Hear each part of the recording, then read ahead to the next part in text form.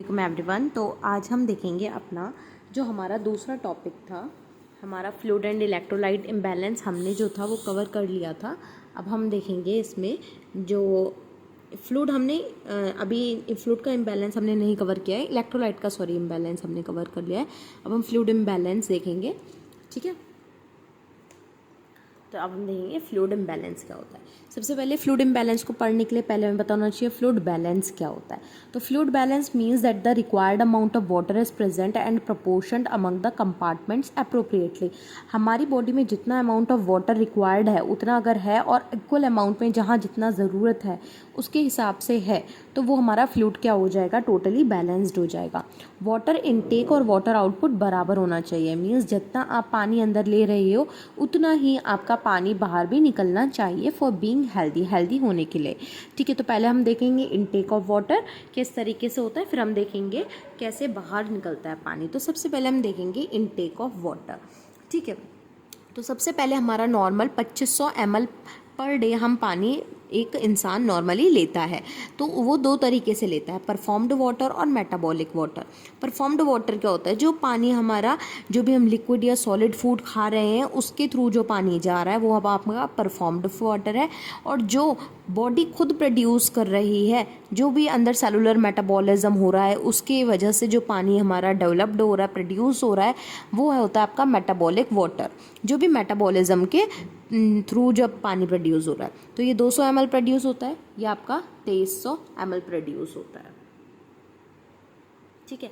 अब ये होता क्या है, रेगुलेट कैसे होता है। मान लीजिए आपके माउथ में आपका क्या हो रहा है, सलाइवा का जो प्रोडक्शन हो रहा है वो कम हो गया, जिस वजह से आपका मुंह क्या होता है, उसका सूखा सूखा लगेगा, ठीक है। और जिस वजह से जो आपका हाइपोथैलेमिक थर्स्ट सेंटर होता है हाइपोथैलेमस में, वो क्या हो जाता है, एक्टिवेट हो जाता है, जिस वजह से प्यास और लगती है, सेंसेशन होती है, जिस वजह से इंसान क्या होगा, ड्रिंक लेता है और पानी एब्जॉर्ब हो जाता है जीआई ट्रैक्ट में और प्लाज्मा की ऑस्मोलैरिटी कम हो जाती है, ठीक है। तो यहाँ पे एक तरीका ये है। दूसरा तरीका ये भी है कि ब्लड में जब ब्लड वॉल्यूम कम हो जाता है तो किडनी रास सिस्टम को एक्टिवेट कर देती है, जिस वजह से एंजियोटेंसिन सेकंड रिलीज्ड होता है और हाइपोथैलेमिक थर्स्ट सेंटर एक्टिवेट हो जाता है। वैसे ही ऑस्मोटिक प्रेशर ब्लड का जब बढ़ जाता है तो ऑस्मो रिसेप्टर्स जो होते हैं हाइपोथैलेमस में वो एक्टिवेट हो जाते हैं, ठीक है। तो ये इसका क्या है, पूरा पानी का रेगुलेशन है, कैसे पानी अंदर जा रहा है, ठीक है। ठीक है, अब हम देखेंगे पानी बाहर कैसे निकल रहा है। वो normally water loss equals water gains of the body maintain a constant volume. There are several channels for excreting water from the body. Normally जो हमारा पानी जो लॉस हो रहा है, जितना हमने लिया है उतना ही लॉस होता है और ये कांस्टेंट वॉल्यूम को मेंटेन कर देता है। जो पानी लॉस होता है, जब पानी ले रहे थे वो भी 2500 ml था, तो जो बाहर निकालेंगे वो भी 2500 ml होता है।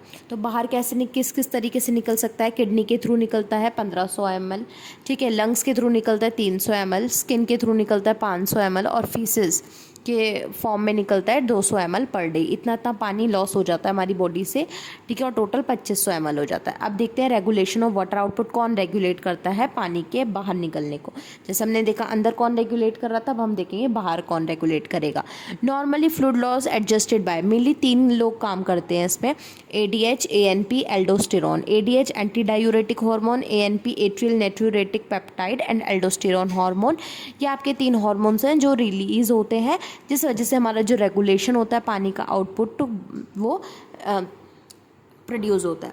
तो ADH क्या करता है, ADH सिंपली हम देखें अगर तो ADH क्या कर देगा, परमिएबिलिटी जो होती है उसको क्या कर देता है, क्या करेगा, इंक्रीज कर देता है, बढ़ा देता है परमिएबिलिटी को, ठीक है। परमिएबिलिटी को बढ़ाएगा किसकी, डिस्टल ट्यूबल्स जो होते हैं और कलेक्टिंग डक्ट जो होती है ना किडनीज की, उनकी परमिएबिलिटी बढ़ाएगा, ठीक है। Water causing increased water reabsorption of water, जिस वजह से क्या होगा, जब परमिएबिलिटी बढ़ गई है किसी ट्यूब की तो जो रीएब्जॉर्प्शन होगा पानी का वो क्या हो जाएगा, बढ़ जाएगा, ठीक है। तो यहाँ पे हमारा पानी का आउटपुट का हमने एक ये रेगुलेट करता है। ANP क्या करता है, डिक्रीज कर देता है सोडियम का रीअब्जॉर्प्शन। अब सोडियम का रीअब्जॉर्प्शन डिक्रीज हो गया है, जिस वजह से सोडियम का रीअब्जॉर्प्शन डिक्रीज हुआ है तो जिस वजह से पानी का जो लॉस है वो क्या हो जाएगा, बढ़ जाएगा, क्योंकि ये एब्जॉर्ब हो ही नहीं रहा है बॉडी में, तो जिस वजह से क्या होगा, पानी का लॉस होने लग जाएगा यूरिन में, जिसे हम डायूरेसिस बोल देंगे। एल्डोस्टेरॉन क्या करता है, एल्डोस्टेरॉन इंक्रीज कर देता है सोडियम का रीअब्जॉर्प्शन बाय रीनल ट्यूब्यूल। ये रीएब्जॉर्प्शन ये क्या कर रहा था, परमिएबिलिटी बढ़ा के पानी का क्या कर रहा था, रीएब्जॉर्प्शन इंक्रीज कर रहा था, ठीक है। ये भी क्या करेगा, पानी का रीअब्जॉर्प्शन इंक्रीज़ करेगा, बट यहाँ पे क्या हो रहा है, यहाँ पे परमिएबिलिटी इंक्रीज़ नहीं हो रही, यहाँ सोडियम का रीअब्जॉर्प्शन इंक्रीज़ करा गया है एल्डोस्टेरॉन में, ठीक है। तो ये दोनों आपस में थोड़े ऑपोजिट एक्शन के हैं। ये सोडियम का देखो ये सोडियम का रीअब्जॉर्प्शन को घटा रहा है, या सोडियम का रीअब्जॉर्प्शन क्या कर रहा है, बढ़ा रहा है, ठीक है। इसमें क्या हो रहा है, पानी लॉस हो रहा है यूरिन में, इधर क्या हो रहा है, रीअब्जॉर्प्शन हो जा रहा है पानी का, तो ANP एल्डोस्टेरॉन का, ठीक है। आप देखते हैं डिस्टर्बेंसेस इन हम फ्लूइड वॉल्यूम। अभी तक हमने क्या देखा, पूरा बैलेंस देखा है, अब हम देखेंगे पानी का इम्बैलेंस, ठीक है। तो इसमें आपका आता है हाइपोवोलेमिया, हाइपरवोलेमिया पढ़ेंगे हम इसमें, ठीक है। हाइपोवोलेमिया क्या होता है, हाइपो मैंने आपको बताया लेस हो जाना किसी चीज़ का, volemia means fluid volume. So fluid volume deficient is a decrease in intravascular, interstitial और intracellular fluid in body, intravascular, ठीक है, इंटरस्टिशियल और जो सेल में, तो इंट्रासेलुलर सेल के अंदर वाले एरिया में जब फ्लूइड जो होता है बॉडी में हमारी क्या हो जाता है, डिफिशिएट हो जाता है, मीन्स कम हो जाता है, उसे हम हाइपोवोलेमिया बोलते हैं। और ये कब होता है, occurs when loss of ECF volume exceed the intake of fluid, जितना तुम पानी ले रहे हो उससे ज़्यादा क्या हो रहा है, पानी आपका लॉस हो जा रहा है ECF में, तो हम उसे क्या कह रहे हैं, ECF वॉल्यूम आपका लॉस हो जा रहा है, तो उसे हम क्या बोलेंगे, हाइपोवोलेमिया। क्या क्या कॉज हो सकते हैं, loss of fluid from GI, simply पानी का लॉस हो जाना, किसके थ्रू, वॉमिटिंग, डायरिया, या GI की किसी ने सक्शनिंग ज़्यादा कर दिया तो उससे भी पानी ज़्यादा बाहर आ गया, इंटेस्टाइनल ड्रेनेज हो गया, या एक्सेसिव रीनल लॉस हो गया, सोडियम या पानी का, सोडियम या पानी दोनों में से कोई भी ज़्यादा किडनी ने बाहर ज़्यादा एक्सक्रीट आउट कर दिया, ये हो सकता है, ठीक है। क्रोनिक यूज़ ऑफ एनीमा, ठीक है, एनीमा जो होता है उसका जब यूज़ ज़्यादा कर लेते हैं, तो एनीमा किस लिए होता है, जो भी स्टूल्स होते हैं, हार्डन स्टूल्स होते हैं उन्हें बाहर निकालने के लिए, जो हमारा सॉफ्टन करता है, ठीक है, वो होता है एनीमा, ठीक है। तो एनीमा का ज़्यादा यूज़ कर लेंगे तो हाइपोवोलेमिया हो जाएगा। इनएडिक्वेट फ्लूइड, ज़्यादा सही से पानी नहीं ले रहे हो तो हो सकता है। साइन सिम्टम क्या होते हैं इसके, ऐसे याद रखते हैं, इसके ड्राई स्किन होती है, एनजाइटी फील होती है, रेस्टलेसनेस, फटीग, थकावट रहती है। ओलिगोरिया मीन्स आपका जो वो यूरिन आउटपुट है वो कम हो जाता है। ट्रैकीकार्डिया, ठीक है, आप ट्रैकी से भी याद कर सकते हो इसे, T से ट्रैकीकार्डिया, ठीक है। यहाँ से A से अल्टर्ड हो गया मेंटल स्टेटस, C से कूल स्किन, ठीक है, H से हाइपोटेंशन, Y से यहाँ पे यॉर्निंग, W से वीक पल्स, A से आपका क्या आ जाएगा यहाँ पे, E से एडिमा, V से आपका आ जाएगा वेसो कॉन्स्ट्रिक्शन, और A से आप जाएगा ज़्यादा प्यास लगना, एक्सेस थर्स्ट। तो ट्रैकी वेव से आप इस साइन सिम्टम को याद कर सकते हो। कॉम्प्लिकेशन क्या है इसका, हाइपोवोलेमिक शॉक की कंडीशन में पेशेंट जा सकता है, ठीक है। अब इसका मैनेजमेंट क्या है, हम ओरल रिहाइड्रेशन, अब पानी की कमी है तो रिहाइड्रेशन देंगे, ठीक है। अगर माइल्ड है, बहुत कम फ्लूइड डिफिशिएट हुआ है तो पानी ही दे सकते हैं हम, पर अगर ज़्यादा सीवियर हुआ है तो हम उसे इलेक्ट्रोलाइट सोल्यूशन देंगे, ठीक है। और ज़्यादा ही फ्लूइड डिफिशिएट हो गया और पेशेंट ले भी नहीं पा रहा कोई फ्लूइड वगैरह, तो हम उसे IV रूट के थ्रू देंगे, ठीक है। तो आइसोटोनिक इलेक्ट्रोलाइट सोल्यूशन दिया जाता है, NS 0.9% NaCl NS दिया जाता है पेशेंट को। डायग्नोस्टिक टेस्ट, इसमें हम ब्लड टेस्ट कर सकते हैं इंसान का, stool culture, fasting test, colonoscopy कर सकते हैं कोलोन को विजिबल देखने के लिए अच्छे से, सिग्मोइडोस्कोपी सिग्मोइड को देखने के लिए, ठीक है। ये इमेजिंग टेस्ट वगैरह कर सकते हैं। पेशेंट टीचिंग, इसमें पेशेंट टीचिंग इतना इंपॉर्टेंट नहीं है, बस ध्यान रखना है इसमें स्ट्रेस को कम करना है, ठीक है। और एक्सप्लेन करेंगे डायग्नोसिस और ट्रीटमेंट प्लान, और इम्पोर्टेंस ऑफ हाइड्रेशन बताएंगे पेशेंट को, ठीक है। और बताएंगे कि रेगुलर चेकअप वगैरह के लिए आए, इन्फ्लेमेटरी कोई बाउल डिसीज तो नहीं है, उसको मेडिकल फॉलोअप होना चाहिए, और आपका बस, और फूड और फ्लूइड आपने क्या करने हैं इसमें, फूड और fluids that should be avoided, ये आपको पता होना चाहिए कौन सा फ्लूइड लेना है कौन सा हमें नहीं लेना है। तो योगा में पेशेंट टीचिंग। अब आता है फ्लूइड वॉल्यूम एक्सेस, हमने हाइपोवोलेमिया देख लिया, अब हम देखेंगे कम तो हो गया पानी, अगर एक्सेस में हो जाएगा तो क्या होता है। So fluid volume excess result when both water and sodium are retained in the body, the excess fluid can lead to hypervolemia और एडिमा।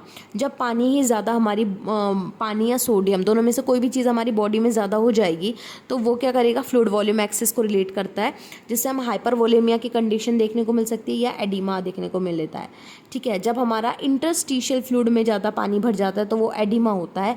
अब वहीं इंट्रावेस्कुलर फ्लूइड में अगर ज़्यादा पानी भर जाता है तो वो हाइपरवोलेमिया कहलाता है, ठीक है। अब ये मेन जो पानी ज़्यादा हो रहा है वो किन वजह से हो रहा है, अब हम ये देखेंगे। अब क्या कॉज हो सकते हैं इसके? किडनी फेल हो गई है किसी की, या किसी का हार्ट फेल हो गया, या लिवर में क्या हो गया है, सिरोसिस हो गया, उसके जो हेपेटोसाइट्स हैं वो मर रहे हैं, कुशिंग सिंड्रोम हो गया, या कॉर्टिकोस्टेरॉइड किसी ने ज़्यादा दे दिया, एडमिनिस्टर कर दिया, स्ट्रेस की कंडीशन है, कोई ज़्यादा ही सोडियम वाला खाना खा रहा है, मीन्स ज़्यादा ही जिसमें सोडियम है वैसा खाना ले रहा है, ठीक है, जो ऐसे कुछ दवाइयाँ ले रहा है जिससे सोडियम क्या हो रहा है, बॉडी में रुक जा रहा है, रिटेंड हो जा रहा है, administering IV fluid containing access sodium, means ज़्यादा ही सोडियम आपने लगा दिया आईवी के थ्रू, ठीक है, तो भी आपको फ्लूइड वॉल्यूम एक्सेस हो सकता है। अब इसके साइन सिम्टम याद करने की ट्रिक है स्वेलिंग, इससे मैं आपको बताऊंगी कैसे आप याद कर सकते हो सारे साइन सिम्टम, ठीक है। तो ऐसे आ जाएगा शॉर्टनेस ऑफ ब्रीथ, सांस लेने में दिक्कत होगी, वीजिंग, ठीक है, और एक्सेस यूरिनेशन, ज़्यादा यूरिन आएगा, लिथार्जी, थकावट रहेगी, लो ग्रेड फीवर देखने को मिलेगा, जो रेस्पिरेटरी रेट होगा वो क्या हो जाएगा, बढ़ा हुआ देखने को मिलेगा, नौजिया, ठीक है, और जीआई के सिम्टम्स, ब्लॉटिंग वगैरह देखने को मिलेगी। तो स्वेलिंग से आप क्या कर सकते हो, यहाँ पे ये सारे जो भी साइन सिम्टम्स है वो याद कर सकते हो। डायग्नोस्टिक टेस्ट में हम क्या क्या ले सकते हैं, हीमोग्लोबिन देख लेंगे पेशेंट का, हिमेटोक्रिट लेवल देखेंगे, ठीक है, और हम यूरिन की जो स्पेसिफिक ग्रेविटी या यूरिन ऑस्मोलैरिटी चेक करेंगे, सीरम की ऑस्मोलैरिटी चेक करेंगे, ठीक है। अब इसमें हेल्थ टीचिंग मैनेजमेंट देख लेते हैं। पहले फ्लूइड इनटेक को क्या करेंगे, हम रिस्ट्रिक्ट करेंगे, पानी तुम नहीं लोगे, सोडियम को रिस्ट्रिक्ट करेंगे, तुम वो नहीं लोगे, क्योंकि क्या हो रहा है, पानी ज़्यादा हो रहा है बॉडी में, तो पानी सोडियम दोनों को रोक देंगे, एलिमिनेट करेंगे, जो भी एक्सेस फ्लूइड है बॉडी में उसे हम क्या करेंगे, बाहर निकालेंगे, और हम क्या करेंगे, इनटेक बढ़ा देंगे, किसका, डायूरेटिक्स का, मीन्स जो यूरिन आउटपुट है हम क्या करेंगे, वो इनटेक क्या करेंगे, हम उसका डायूरेटिक, जिस वजह से यूरिन क्या होगा, यूरिन आउटपुट बढ़ने लगेगा इंसान का। हेल्थ टीचिंग क्या होगा, इसमें हम रेगुलर एक्सरसाइज करवाएंगे पेशेंट को, वेट को मैनेज करवाएंगे, और स्मोकिंग का क्या करवा देंगे, सीजेशन मीन्स बंद करवा देंगे स्मोकिंग। अब हम पैथोफिजियोलॉजी देखेंगे कि पानी का एक्सेस कैसे हुआ और पानी कम कैसे हुआ, ये आपको ईजिली याद हो जाएगा डिफ्रेंशिएट करके, मैं अभी आपको दिखाती हूँ, ठीक है। हाइपोवोलेमिया, ठीक है, हाइपोवोलेमिया मीन्स पानी का कम हो जाना, तो ब्लड का जब वॉल्यूम कम होगा, ठीक है, ब्लड का जब वॉल्यूम कम हुआ जिस वजह से जो वीनस रिटर्न था, ठीक है, वीन्स में जो रिटर्न आ रहा था ब्लड वॉल्यूम का, कम हो गया। अब वीन्स के पास जो भी है वहाँ पे क्या होगा, ब्लड का वॉल्यूम कम हुआ जिस वजह से कार्डियक आउटपुट कम हुआ। अब कार्डियक आउटपुट कम हो गया तो जो हार्ट है वो प्रॉपर क्या करेगा, जो भी हमारा ब्लड है वो दूसरों तक, ऑर्गन्स या टिश्यूज़ जो भी है उन तक नहीं पहुंचा पाएगा, जिस वजह से क्या हो जाएगा, कम हो जाएगा यहाँ पे टिश्यू परफ्यूशन, ये हो गया हाइपोवोलेमिया। अब हम हाइपरवोलेमिया में बस ऑपोजिट कर देना, जो इधर घट रहा था उधर बढ़ जाएगा, बस इजीली हो गया। ब्लड वॉल्यूम बढ़ा तो वीनस रिटर्न बढ़ा, कार्डियक आउटपुट बढ़ गया, और टिश्यू परफ्यूजन भी बढ़ गया। तो आई होप ये आपको जो भी हमारा हमने देखा, पहले वाटर कैसे बैलेंस देखा हमने, फिर हमने देखा उसका इम्बैलेंस, तो अब आपको अच्छे से क्लियर हो गया। अगर आपके एग्जाम में आएगा तो आप आराम से 2-3 पेजेस इसमें अच्छा भर के आप लिख आना, ठीक है। तो अगर आपको अच्छा लगता है मेरा पढ़ाना तो अगर कमेंट कीजिए नेक्स्ट लेक्चर के लिए, और मेरे चैनल को लाइक, शेयर एंड सब्सक्राइब करें, द मेडिसिन बैग, और इसको देख सकते हैं। ओके, अल्लाह हाफिज़।